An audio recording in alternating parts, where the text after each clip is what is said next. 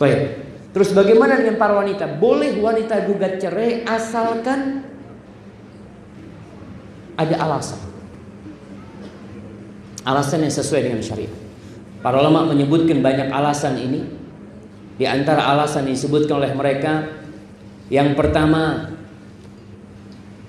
suami tidak bisa, Masya Allah, tidak bisa memenuhi kewajiban. Tidak bisa memberikan nafkah, suami tidak bisa memberikan tempat tinggal, maka ketika itu istri punya hak gugat cerai. Punya hak, bukan harus gugat cerai, tapi dia punya hak untuk gugat cerai. Kemudian para ulama menyebutkan termasuk ini, termasuk tidak memberikan nafkah yang layak kalau suaminya bakhil sekali. Itu boleh gugat cerai? Boleh. Suami Ustaz ngasih nafkah tapi nggak cukup. Ini kita bicara boleh ya. Sebutkan para ulama dalam kitab-kitab fikih mereka, Ibnu Qudamah dan kitabnya Al-Mughni. Yang kedua, apabila sang suami suka menghinakan istri,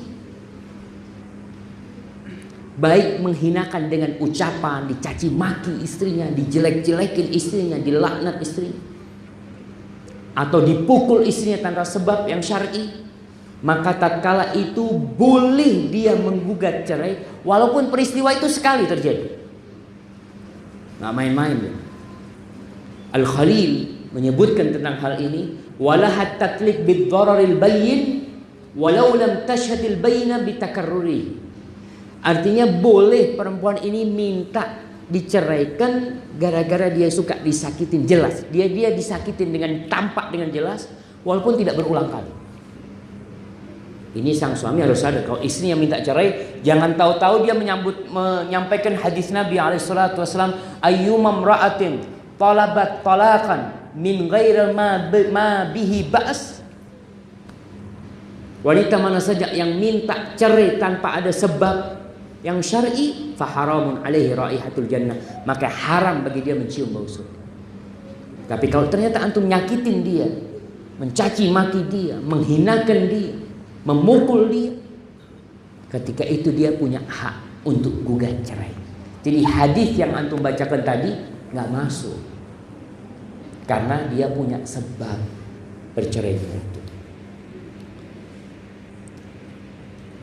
Kemudian yang ketiga, apabila si perempuan ini merasa bahaya karena sering ditinggal sama suaminya. Suaminya sering keluar kota, lebih dari 6 bulan. Seperti yang kerja umpamanya, ada yang jadi TKI, ada yang kerja di perkapalan, 9 bulan baru balik kadang-kala. Dia boleh, ini perkataannya boleh minta cerai kalau memang dia merasa bahaya. Artinya dia merasa terfitnah, kebutuhan dia tidak terpenuhi. Dia menikah salah satu tujuannya adalah menyelamatkan kehormatan diri. Ketika ditinggal suaminya kerja 2 tahun, kalau sang suami kerja 2 tahun mau di Malaysia, kerja 2 tahun di Saudi, dia bisa kawin lagi di sana. Dan banyak Anda jumpain, mereka kawin lagi, tapi istrinya nggak bisa. Ketika dia punya keinginan, apa yang harus dia lakukan?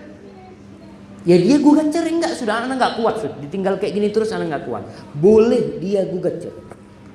Imam Ahmad pernah ditanya, kam lirrajul an yaghiba an ahli, berapa lama seorang lelaki meninggalkan istrinya dalam safar? Beliau mengatakan 6 bulan. Jadi 6 bulan istri gugat cerai. Tapi kalau istri ridho, ahlan wa sahlan. Ada istri-istri yang senang ditinggal suaminya lama-lama. Nggak apa-apa mas, yang penting fulusnya ditransfer. Ada tuh suami yang istri kayak gitu, nggak apa-apa, berarti nggak ada masalah. Sang istri tidak ada masalah dengan suaminya meninggalkan dia, berarti nggak perlu dia gugat cerai. Yang keempat, kalau suaminya dipenjara, ditahan karena kasus apa, ditahan dalam waktu yang lama, kemudian sang istri merasa aduh nggak kuat anak kalau seperti ini, bahaya. Bukan sang istri, ada yang mengatakan istri yang tidak setia sama suaminya, bukan. Tapi ada masalah agama yang harus dijaga. Ketika dia punya keinginan tidak tersalurkan, kemudian dia bisa berzina, maka di situ diperbolehkan bagi dia untuk gugat cerai. Untuk gugat cerai. Kemudian yang kelima, para ulama menyebutkan kalau melihat suaminya memiliki aib yang nyata, seperti suaminya nggak bisa punya anak, mandul suaminya, atau suaminya impoten, atau suaminya punya penyakit yang ganas, yang apa istilahnya, yang menular, yang berbahaya. Boleh istri gugat cerai? Boleh. Suami kena aib umpamanya, na'udzubillah min dzalik, boleh gugat cerai. Kita bicara boleh ya, bukan dianjurkan. Tidak dianjurkan dia merawat suaminya bagi suami yang sudah taubat umpamanya. Kemudian yang keenam disebutkan para ulama, kejahatan suaminya dari sisi dia tidak beribadah kepada Allah Jalla Jalla. Suaminya nggak sholat, suaminya pelaku sihir, perdukunan, suaminya suka main judi, apalagi berzina. Jadi selama suaminya ini melakukan dosa-dosa besar yang belum mengeluarkan dari Islam, kalau suaminya sudah kufur, maka nikahnya otomatis terlepas sendiri. Suaminya umpamanya murtad, ya sudah, pernikahan itu sudah terlepas. Jadi si perempuan sudah bukan istrinya lagi. Tapi kalau masih melakukan dosa-dosa besar, si istri di sini hendaklah dia minta tolak, gugat cerai kalau memang dia sudah tidak bisa memperbaiki suaminya. Silakan subscribe dan klik tombol lonceng untuk mendapatkan notifikasi video terbaru. Jazakumullahu khair.